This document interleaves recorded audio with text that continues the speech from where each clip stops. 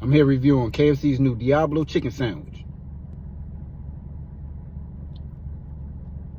Man, so this is my first time ever having KFC's chicken sandwich.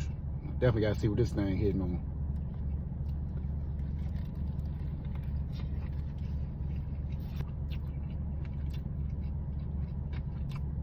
Okay, KFC.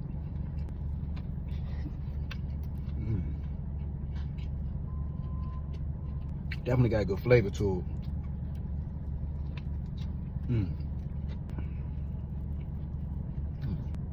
I'm definitely feeling this. This is alright. I see KFC trying to get Popeyes and Chick-fil-A a run for their money. And I ain't mad at them, you know?